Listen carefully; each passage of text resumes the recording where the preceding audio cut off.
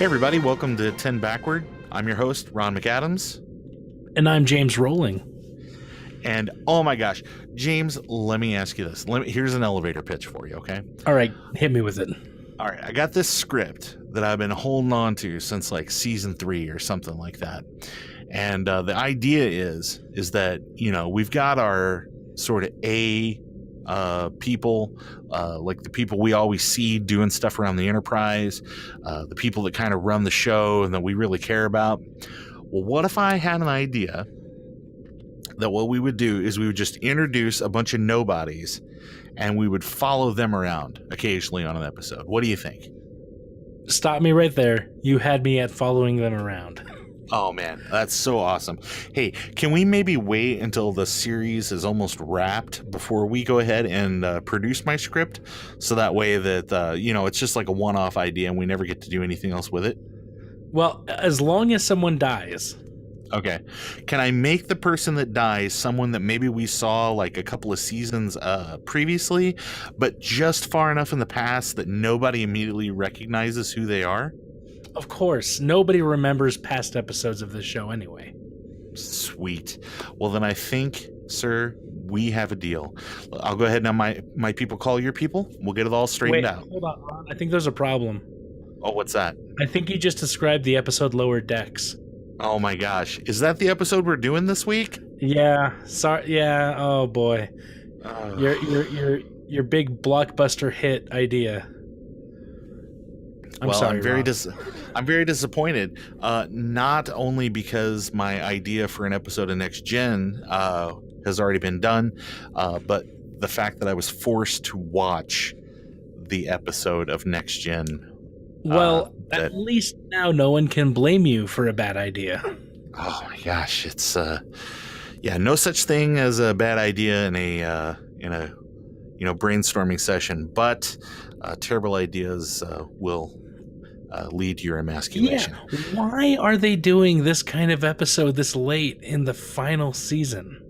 Well, we had an episode, we had a script, and we paid for it, and by God, we're going to have to produce it, because we need some filler. We can't afford all these big-name actors for this entire time. We need to... Do you think that's what this was? Do you think this was a... we can't afford everybody, so we're going to get some people in here who don't cost that much? I am just thinking that this was a script that had been maybe sitting around a while, and they were like, well... we got this story and it's done, and we might as well produce it.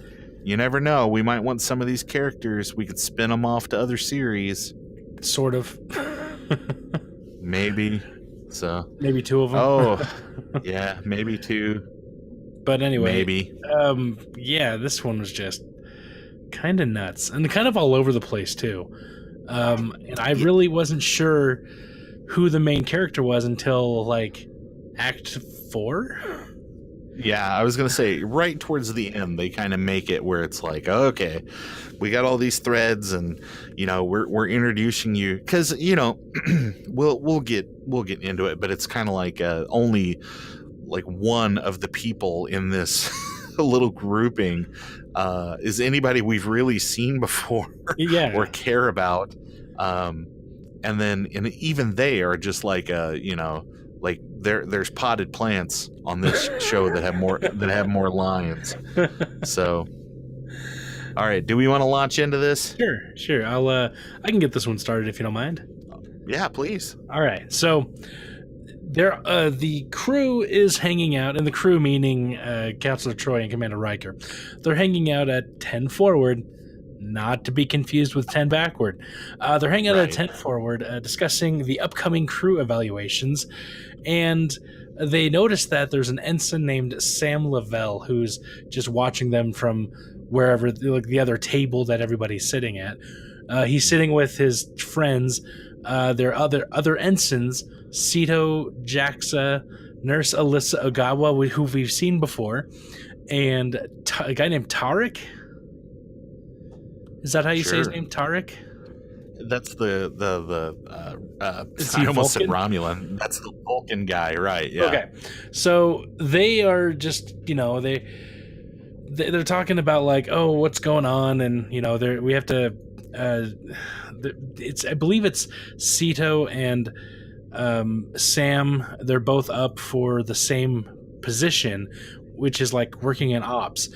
And Ben, who is like the waiter guy with the really bad shirts, explains to them, hey, y'all are up for the same position, and as well as the lieutenant promotion. And that's when they all look at each other at the table like, uh-oh, we don't like each other now, kind of. And that's pretty much it for the opener. It's a pretty short and like kind of like, I don't know, it's an opener. Yeah, and they got a lot of ground to cover like really quickly there, because the whole thing is we know Nurse Ogawa. Yeah. We know Alyssa Ogawa, because with us going backwards, we've seen her a lot, but I mean, she does feature pretty heavily the rest of the season as well. So, I mean, we've seen her, but everybody else at this table is basically like an unknown sort of version, and immediately when you see these guys, they are all sort of like a like, if you remember that episode of Night Court where there was a bunch of kids there, and there was like a young version of Dan Fielding, and there was a young version of Marky Post's character. There was a young sort of version of Harry Anderson, right? And it's like that. Yeah, it's every one of these is the archetype kind of thing, and they very quickly have to kind of fall in their roles. And you see Sito Jaxa, who is a Bajoran ensign, and she, a couple of seasons back, she was part of that team of people at Starfleet Academy that were in that accident where they were trying to do some kind of crazy maneuver in their starships as part of this graduation exercise. Was that the one with Wesley Crusher? Yes, with Wesley Crusher. So, but yeah, they're all sitting around like, hey, these opening sequences are only like 3 minutes long, and I got like a shit ton of exposition to crank out, so buckle up. But no, it's crazy. But yeah, the Ben, the waiter guy, comes up, and I remember seeing him. I was like, you guys need like a better union, man, or at least next time negotiations come up, that you guys can like vote on what your uniform looks like. Seriously, and when they, because it's this weird like hair, like sort of Cosby, almost like a Cosby, the checky lozengey sort of like herringbone kind of weird purple on black, and they get worse as the time goes on in the episode. Oh yeah, it's they have other uniforms, but they're not any better. No, and at the end of the opener, you get that staple of TV, that gulp, same job, and then like the Seinfeld stinger plays. Yeah, and it's for like a night. It's for like a night job. Exactly.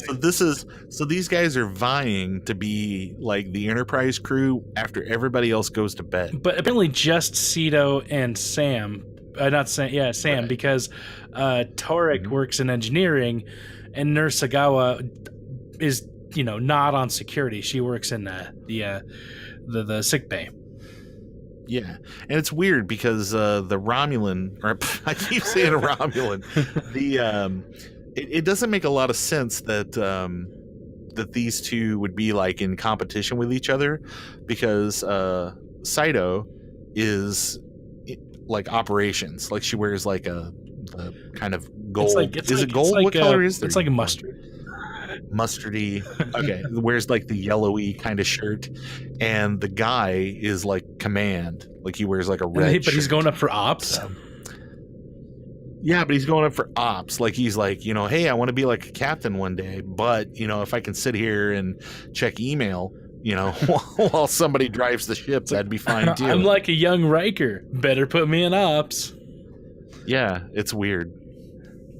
So, but we get our opening sequence, and then the basically it cuts to the bridge of the Enterprise, and like there's like this all this activity where it's kind of like the other, I can't even remember. He like says like, oh, the other ship and they're here and it's target the other thing and fire. And it turns out it's like a battle drill, like on the real bridge of the Enterprise. Like you would absolutely think that something like this would be going on in the holodeck, but I guess not.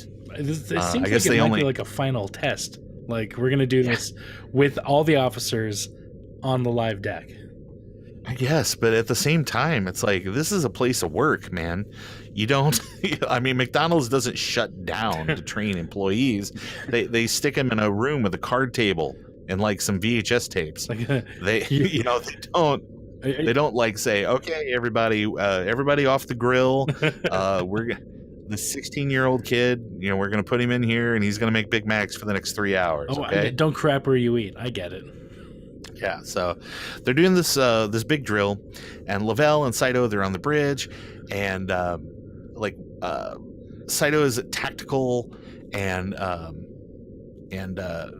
Lavelle is actually at the con.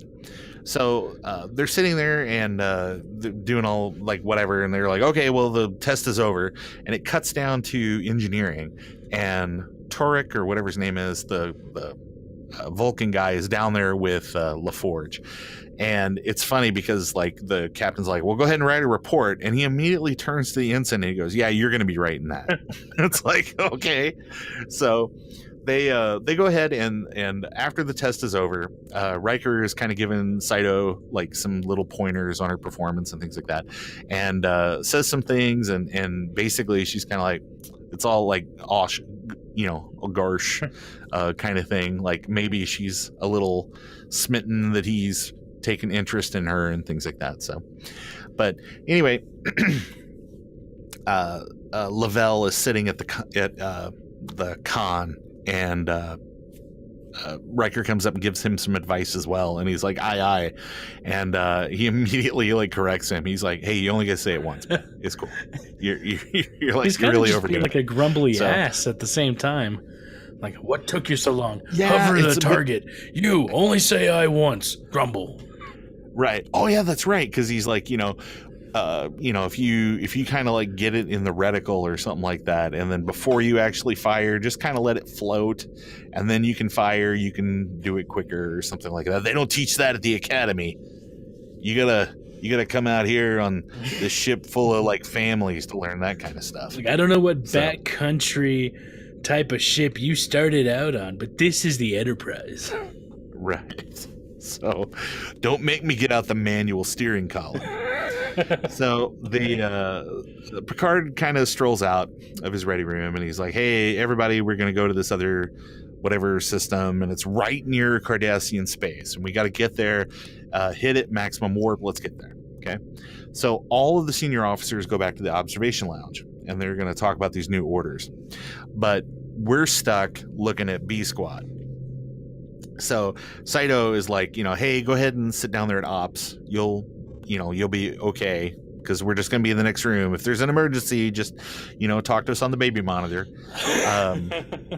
And so basically it's like Lavelle is like, hey, like, I don't know what my chances are to get this position. It seems kind of slim, but Saito's his friend, and she's kind of like, hey, we're up for the same thing, but it's maybe he left you here because he thinks you might need a little more practice or something like that. So everybody can kind of get buffed up, and they're going to get the best person for the job. So down in engineering, Turek is kind of like, hey, I checked out, or I was on YouTube the other day.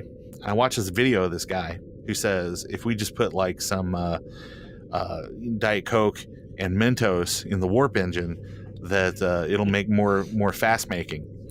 And Geordi is kind of like, I appreciate what you're saying, but if you got some ideas about this new warp field configuration thing that you read about, some kind of theoretical thing, let's do some simulations and stuff like that. But we're gonna have to like talk about this more before we're actually going to, do something like that.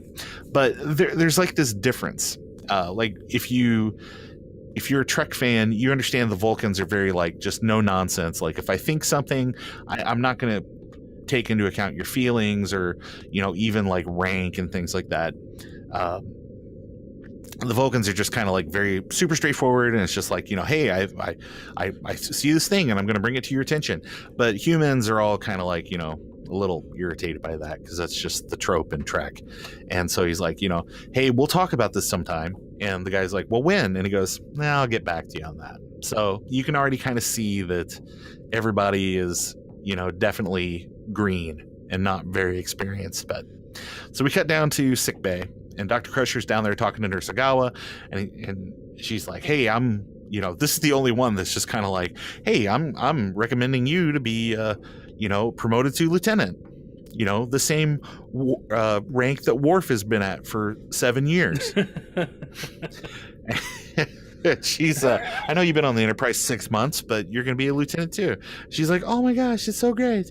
And hey, boss, since we're sitting here talking about promotions, let me talk to you about my boyfriend problems.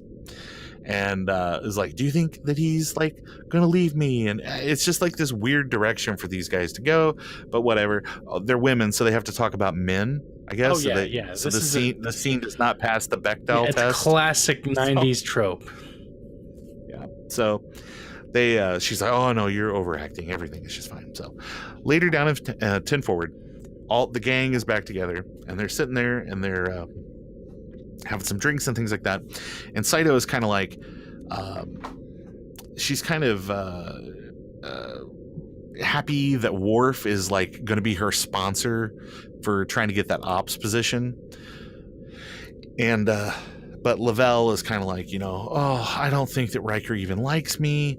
And so Ben, their new civilian friend who works at 10 Forward, is like, hey, like, I'm friends with Riker. I call him Will all the time, because when the people come in here, they just want to be treated like regular people. That's why I know that he likes fast cars and loose women, and he's from Canada.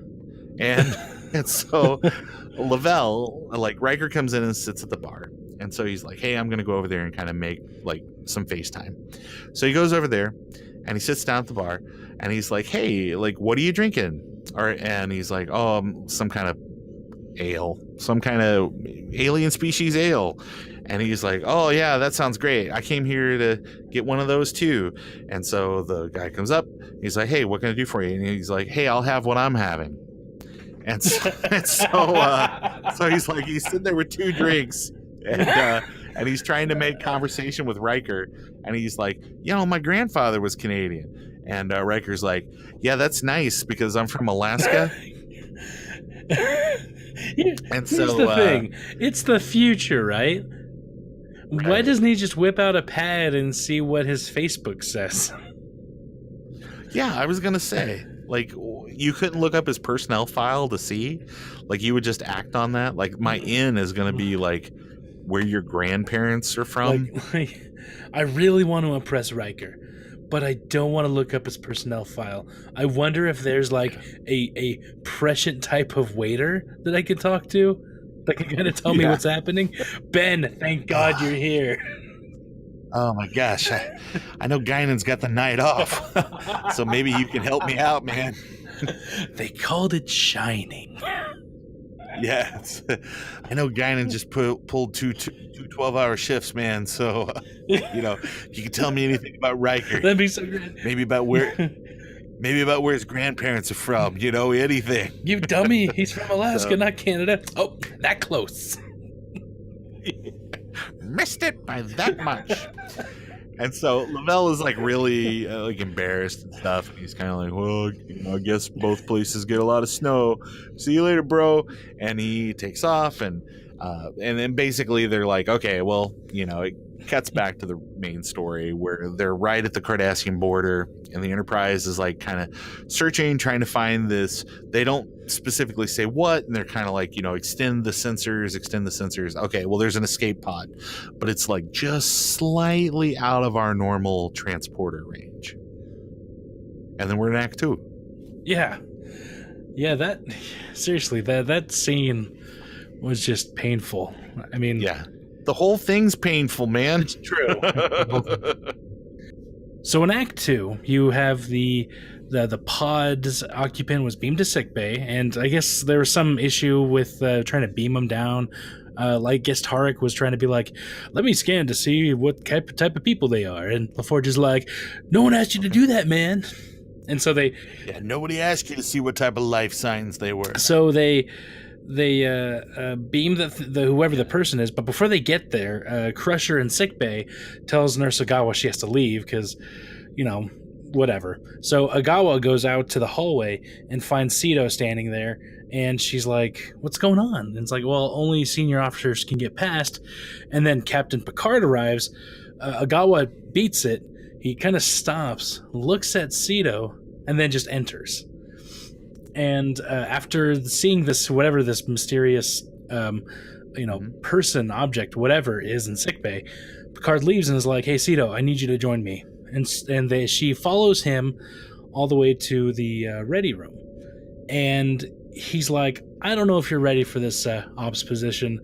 I noticed on your record there's an issue when you were in Starfleet with some kind of stunt, and you were part of this cover-up on the death of a cadet, and you know what? I don't think I can let you become an ops person. You can't get promoted. Not going to happen." And Sito's like, "Well, look, I was wrong, and I've paid for it, but since then I paid for it by becoming a great officer. Just look at my record." And Picard really just like throws it at her. Like, he becomes like a total ass, and you get to see like how these ensigns are so paranoid about everything, especially how they get treated this episode. You're like, there has to be a reason. But yeah, he pretty much is like, you screwed up, right, and you're not going to get promoted. Well, and that's it. How did you even end up on this ship? Yeah, he even asked her that, and she's like, well, if you don't want me here, I should be reassigned or whatever. Listen, you were the guys that put the ad on Craigslist, man. I didn't. Yeah, that wasn't me. Yeah, you were the ones that paid extra to get to see my monster profile. I just, But it just, it leads to that whole idea of why, because, they all want to be promoted, but they seem so paranoid by every little thing. Mm-hmm. And it's kind of just like, it's normal to go up for a promotion. You don't have to look over your shoulder every single time. Well, it just seems like in this future world where there's no money and everybody is just into like personal sort of betterment, that there's a lot riding on you being able to excel in this organization, I guess, because it's basically the only way to get out there. So I guess if your entire life has built to this point, you'd be really like a lot of pressure to not screw this up. Yeah, I mean, yeah, you're right. Yeah, I mean, it's just, I don't know. It'd be really difficult because it's not like, you work for an airline and you show up drunk for work one day and then you get bumped from that airline. And so you just move to Mexico and you work for like a Mexican airline. There's no Mexican Starfleet. Yeah. No, that makes sense. Yeah. And it would probably be like, if there was a Mexican Starfleet, it would probably be like Anstiora Fleeto. I don't know. I'm not good with Spanish.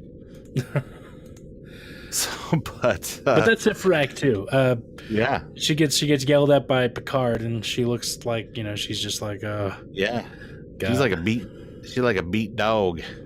Yeah. So it's very sad, very un-Picard like. Yeah, it was a very when I was watching this, I'm like, there has to be more to this, because Picard doesn't just like, it's like foreshadowing. He doesn't dress down people like this for no reason. Yeah, no, that's true. So, Act 3 in the shuttle bay, Turek and LaForge are basically like hanging out, and there's like one of their shuttlecrafts, and Geordi is walking around with like a tricorder, and he's like, okay, right here on this mark, and Turek has like a phaser rifle, and he's up on the catwalk, and Geordi is down there next to the shuttlecraft, and he's like, hey, like, go ahead and target this position, this intensity, go ahead and shoot. So he's up there and he's like, like zapping the hell out of the shuttlecraft. Okay, and he's like, I'm a little concerned while we're doing this. Like this just seems kind of like a strange thing for us to be doing. And LaForge is like, look, we don't make any money here on the Enterprise. It doesn't matter how great your position is, but insurance fraud always pays. Yeah, and LaForge is like, you damn young whippersnappers have no idea what you're talking about. I know, like he just is very upset to just have this guy around. And so there's no talk about promoting this no guy. Like listen, I'm gonna come over, I'm gonna pinch your eye, I'm just gonna pinch you right in the eye, and then I want you to like just go off duty and just never come LaForge back. is like the nicest guy, and he's just like, you know what, man, I don't have time for your bullshit. Hurry up and shoot the damn shuttlecraft. I know everybody is very much acting against type here. This is like part of why this episode is so off-putting. So, but he keeps shooting it, and basically he's like, well, if I could speculate why we're doing this, it's to make it look like this shuttle was attacked while trying to escape. And LaForge is sort of like, what an amazing coincidence. It's just like, it's the most jerky, off-putting thing ever. So they go back down to, or it cuts back down to, where does Dr. Crusher work? Oh yeah, the med bay or whatever. What is it? Yeah, sick bay. So sick bay. There you go. But they cut back down there, and Dr. Crusher is like, hey, Nursegawa, can you help me with like this emergency surgery on this special visitor that we beamed aboard, whose identity no one has been allowed to know? And Nursegawa was like, well, sure, yeah, it's, you just recommended me for a new position that's got even more pressure than the one that I'm in right now that I don't make any money at. So why would I not engage in this like really shady and strange, thing you want me to do? So Nursegawa walks around the corner and sees that the person that is like on the little medibay there, or medibed, is a Cardassian. Dun dun dun. So it cuts to, so that's kind of like the whole, oh my gosh. But later, all the junior officers are kind of sitting around playing poker, because it seems like that's all there is to do. On the Enterprise, play poker, listen to Riker play the trombone, and pretend to be Robin Hood on the holodeck. So they're all down there in somebody's quarters. They're playing poker. Ben's there too, and so they're just kind of trying to discuss like who was in the escape pod. And the only one of the group that really knows is Nursegawa. But she was asked not to say anything. She's being quiet about it, and everybody else is kind of sitting around speculating as to who it would be. And I think I remember Ben is like, "Oh man, it's Chancellor Spock, or right, yeah. Ambassador Spock that got beamed on." And it's like, obviously we know that's not true. So there's like a weird kind of thing with this episode where it's like, for the first time ever, we're on the outside of what's actually kind of going on a little bit. And so you kind of see the frustration of these people that are just trapped on the ship going off on weird missions all the time, and they have like no idea what's happening because they're all just purposely out of the loop. So they're sitting there, and Lavelle is like, oh, Riker just doesn't like me, and I don't know what I'm going to do about it, and I'm never going to get promoted. And Saito is like, hey, it doesn't really matter if Riker likes you as a person as long as he respects you, your skills and your position. He doesn't have to like you personally to be able to work with you, basically. And so, Lavelle's like, hey, that's kind of, that's very true. So maybe I'm not gonna, I'm not gonna try so hard. I'm just gonna be myself and just try to do a good job. So Turek is also kind of concerned that he has like irreparably hurt his relationship with Geordi, and I would say that if Geordi did not murder him in some episode that we never get to see, I would be really surprised. But Ben is like, like he's the cool old dude that's kind of, I don't have to worry about your stuff. I'm just along for the ride. This just seems like a fun place to work. He's I a want to mini work Riker. I want to work in a bar in space.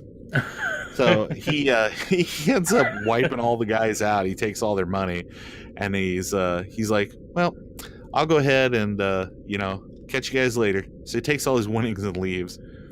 And it cuts to the senior officers who are also playing poker. This is my favorite thing, by the way. This is the very this isn't heard of very often, but it is the concurrent poker game trope. Yes, they're also playing the poker game. They're also playing poker, so they're all sitting around and they're kind of discussing like these younger officers, these junior officers at their poker game and things like that. And they're talking about Nurse Agawa, or I think Crusher is like, Nurse Agawa is worried about her relationships, and Riker's, and Worf and Riker kind of talking about who to promote, and Riker's like, I don't think Saito's ready. I don't think she's experienced enough. And Worf's like, well, I have to disagree. She's got my full confidence. There's enough people in red shirts on the bridge already. But Riker says, okay, well, I'll go ahead and I'll keep her in consideration. And, we're not hiring right now, but we keep people's resumes on files for 6 months. So that's fine. And, so they, he's like, I just don't really like that Lavelle guy, because he's just like, he's too eager to please, and he's just like all up in my Kool-Aid. You don't even know the flavor. And I find him very off-putting.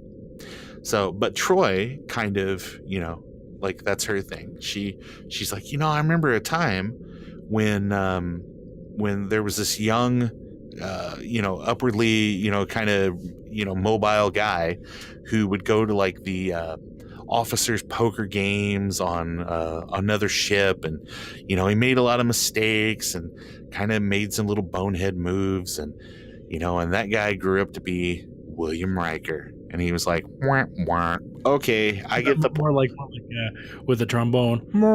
Yeah, it was like sad trombone. And it was, so he's like, well, I guess you're right. So maybe I shouldn't be so hard on these guys. So he's like, okay, well, Geordi's like, maybe I should invite that guy and talk to him about his engine improvements. I shouldn't be so hard on him too. So moments later, Ben walks in and he's like, hey, I just ran the table on those young guys, and I'm here to take your money too. Ha ha! And even though we don't got no money, right? It's just very weird. It looks like the officer's game. And then here's remember earlier how I was trying to make you take dessert, Troy? Trying to force you because I only get paid if I can upsell desserts. And I know you guys don't tip. And it sucks because we pool our tips at 10 Forward. I know.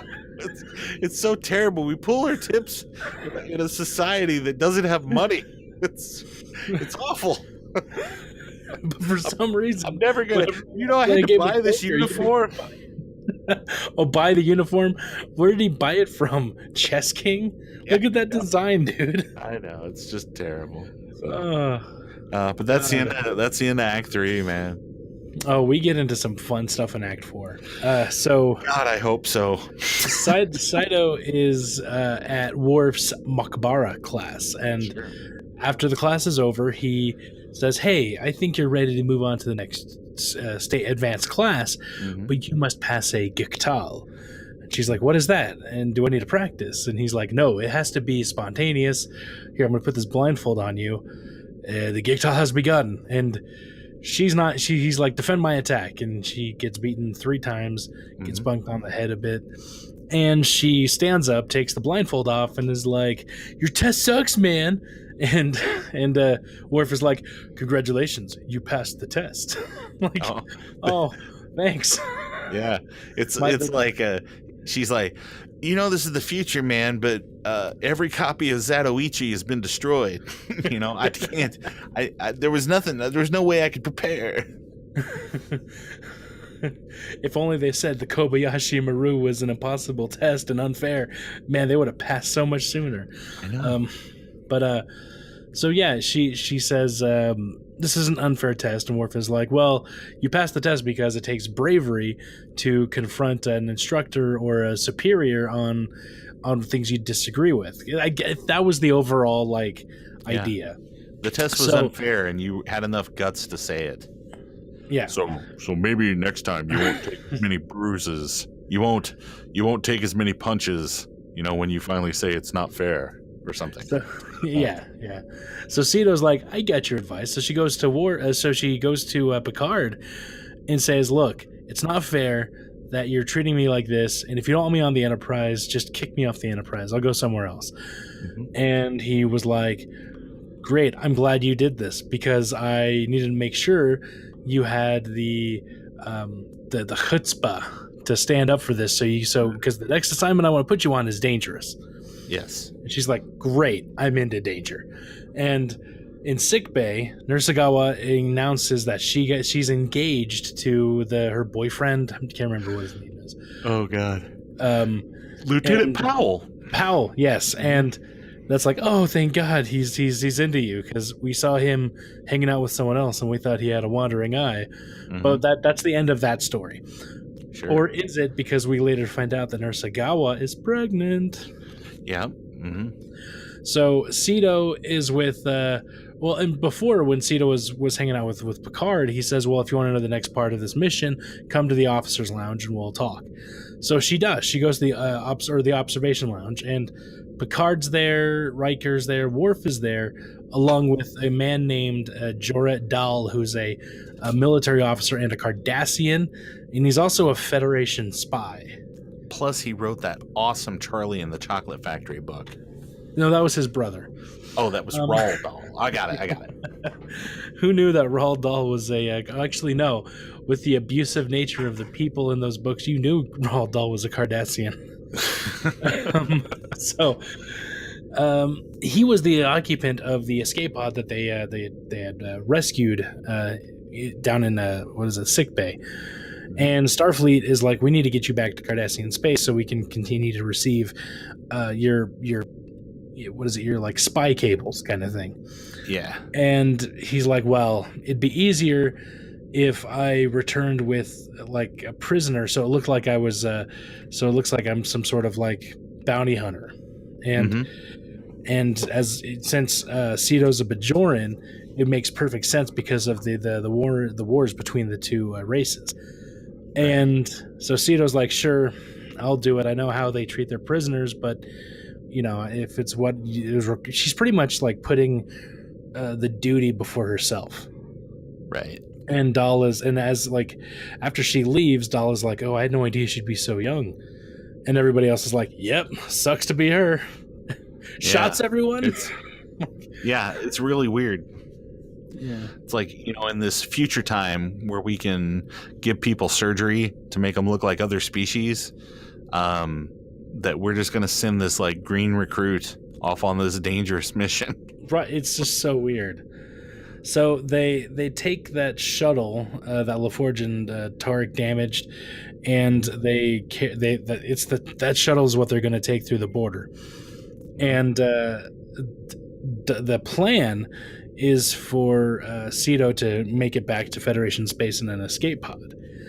And so she walks by Worf as she's getting ready to go into the shuttle, and she shows off these the biggest black eye I've ever seen from that's like fake bruises that Dr. Crusher gave her. Fake bruises. How do you fake a bruise? I don't know. It's a lot of liquid latex and spirit gum and I don't know. Here's some blue. Hold on, I got to put some more blue blush on you. It's like they're fake bruises. Well, yeah. It's like, it's so weird. The Dr. Crusher, she's got a special a blackjack that she keeps in the top drawer of her desk. Lay down, I got to break your orbital socket. Not just that, on her upper cheek, she looks like she has a knot, like a giant bump on her cheek. Well, that was just a zit. She had that. Or anyway. is that like some mama spider laid some eggs in her cheek? She's got a hobo spider made a nest on her face. But yeah, it's just the weirdest thing. She's like, take a look. Dr. Crusher gave me Yeah. the fake bruises. Just kidding. I'm part of a fight club.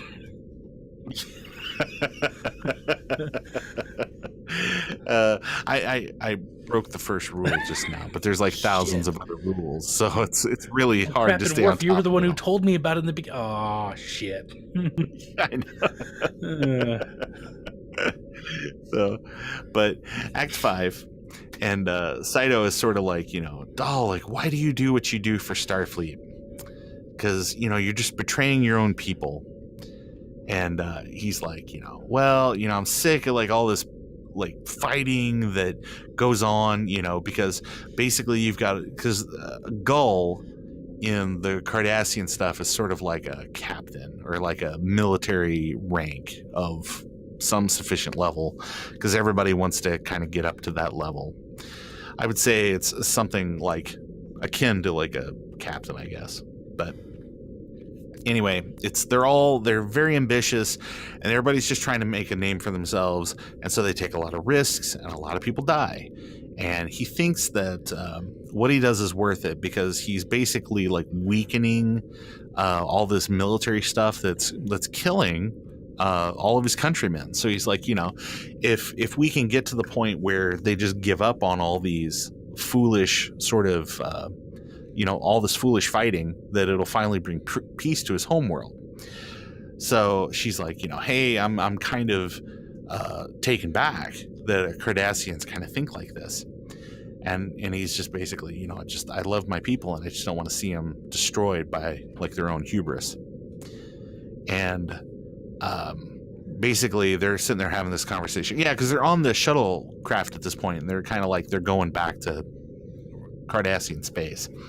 And there's like a proximity sensor or something like that lights up and says, hey, like the border patrol spotted us, so we need to kind of get our story straight and get ready, because they're gonna probably start scanning the ship and see you and stuff. So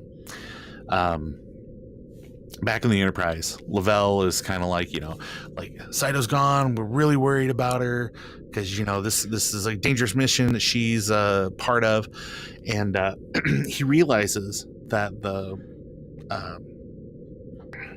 the Vulcan guy Tarek and Nursagawa know that Tarek know that something's up, but neither one of them are kind of talking, and it makes him mad, because he's like, this is my friend and I can't know anything.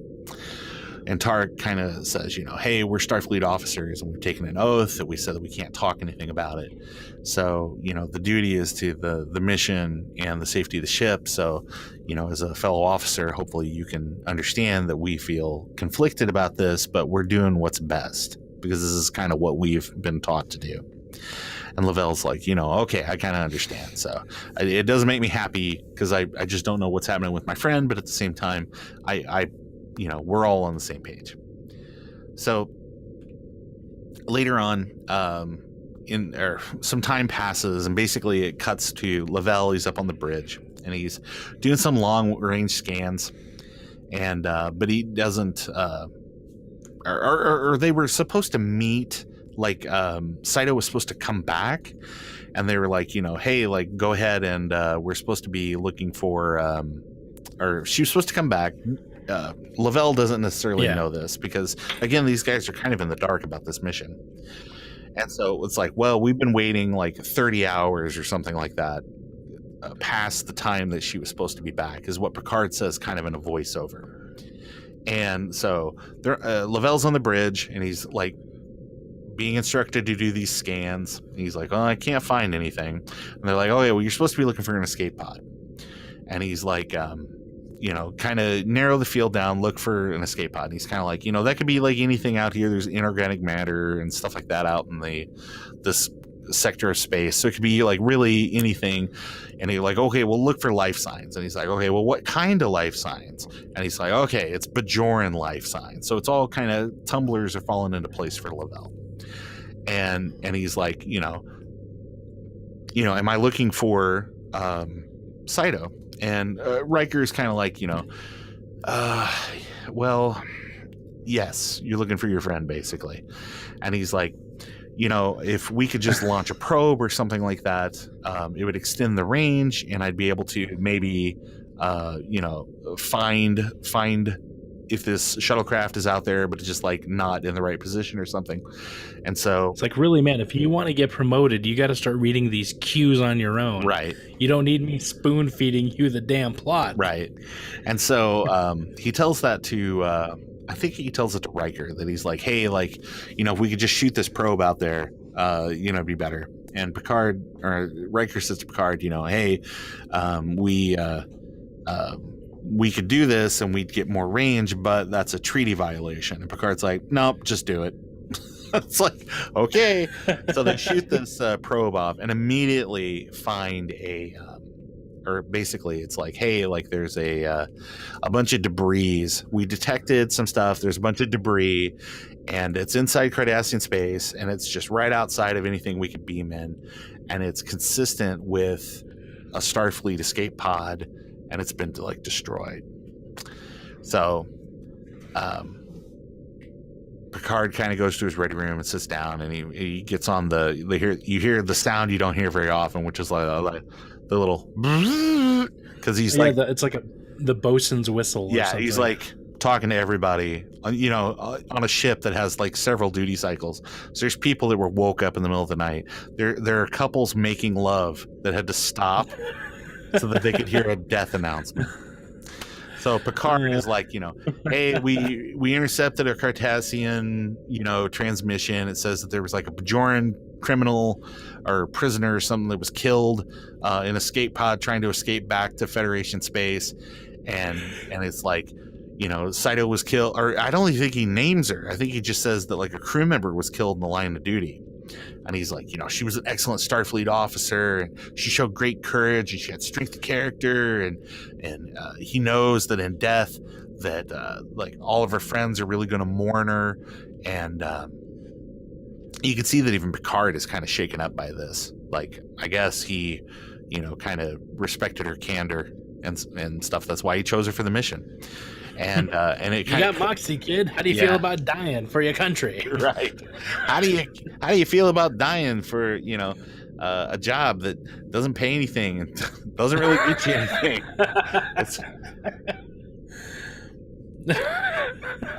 All the duty uniforms you can eat. All of them. Hold on. Replicate it. Duty uniform. Hot. I wonder if you could do that, because it'd be like, when you put your jeans back in the dryer on a winter morning, it's like, man, this half skirt, this unisex half skirt dress that they only wore on the first season, so nice and toasty warm now. But so anyway, it kind of cuts around the Enterprise and you see Saito's friends that are kind of hearing the news and they're kind of all very upset and kind of like taken back by that news.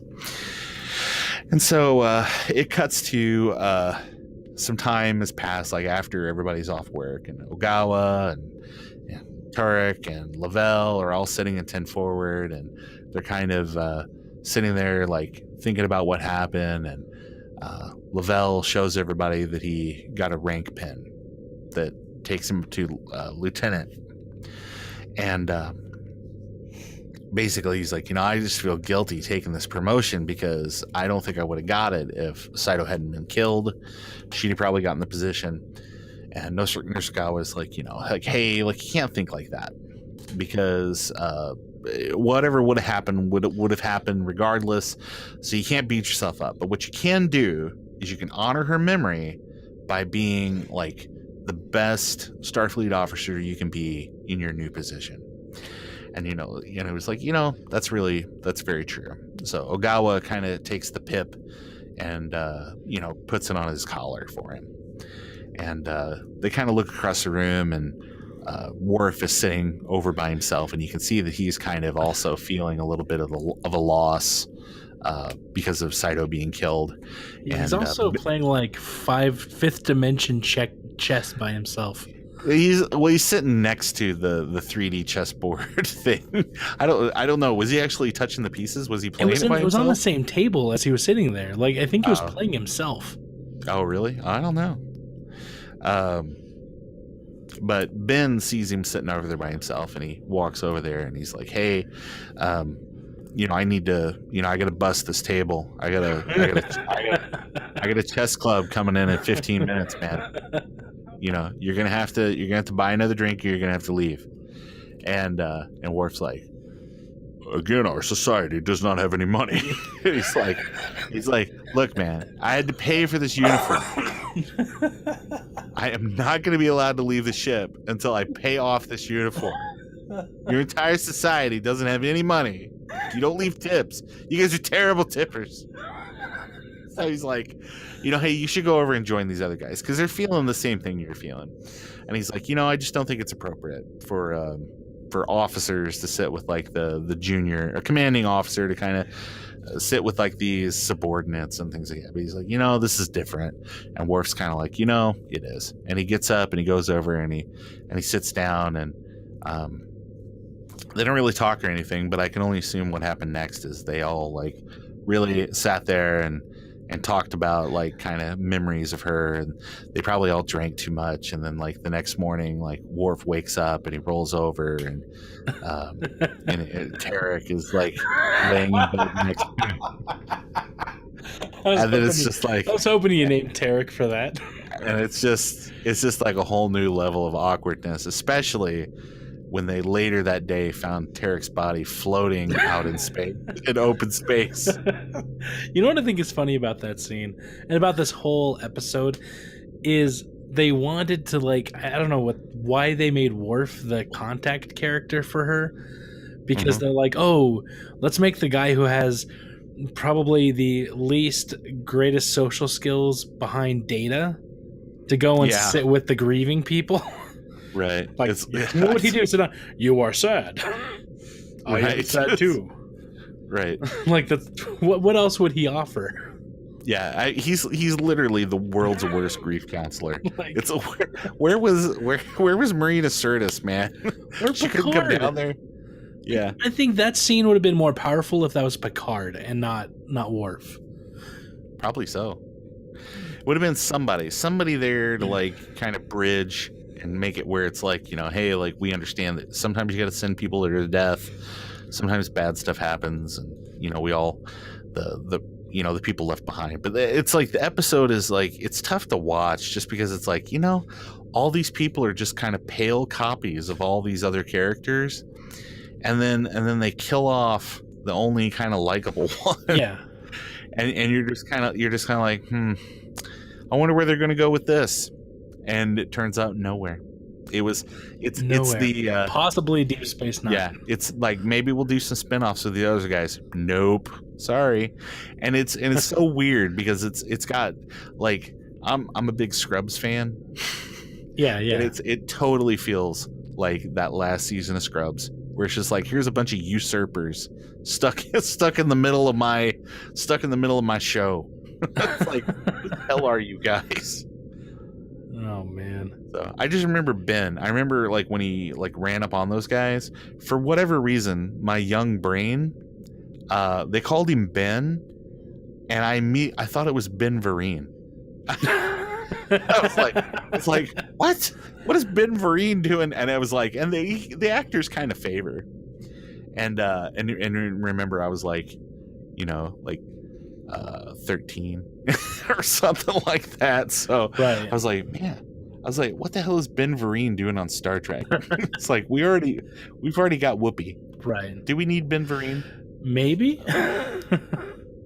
I guess it's but it's he's like, I brought all my Cosby sweaters. I'm set. I'm with you. This episode was just kind of, it just seemed like you said, we have a script. We've had it since season 3. We got to pull the trigger on this now, or else we're never going to be able to use it. We really need Jonathan. No, wait. Who directed this one? Oh my gosh. It's a lady. It's a lady. Okay, Gabrielle Beaumont. And as long as Ron Wilkerson is writing it, we got to make sure he's out there, because we know he did really well on Stargate SG-1. I suppose. I don't think so ever. But please. this movie, this episode crushed me, man. Yeah. It's a tough watch, man. I would absolutely, and you know what? And nothing in it No. matters. There nothing really other than here's the only thing of this episode that shakes out that has any lasting effect in the entire series. Nurse Ogawa got engaged. That's it. This is, you could honestly edit down. Baby. Just edit. Baby later. Yeah. You could edit down this entire thing. It's like, basically, this is the episode that establishes that she is not an unwed mother. That's it. That's it. Nothing else that happens in this episode matters. Well, let's see.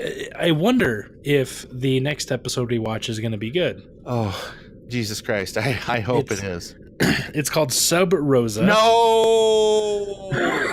Let me give you the little read-in. Beverly Crusher attends her grandmother's funeral, but a mysterious entity that inhabited her grandmother is now focusing on her. So what, like a thirsty ghost is like, "What's up, baby? Oh, God. Yo, grandmama dead, but you're here." You know, and this is a weird ass episode where everybody dresses like it's the 19th century. It's just like it takes place on, I don't remember if it's Earth or not, but oh God, I just remember that this is even more painful than what we just watched. Is it? Oh, okay. This is the darkest timeline, James. Oh shit. Well, at least I have someone like you to kind of pull my hand, kicking and screaming into some of these. Oh my gosh. Well, it's going to be painful. Maybe we'll have to spread the pain around. I don't know. We will see, I guess. We will see. Well, thank you for taking me through. I don't know what I just watched, but I didn't like it. No, it's just so terrible. I just apologize. You know what? I apologize to everyone at home. If you watch this one too in preparation. The immortal words. Just screw you, Rick Berman. Screw you, Rick Berman, Brandon Braga. So, all right, everybody, have a wonderful week, and we'll see you next time. Goodbye. See you.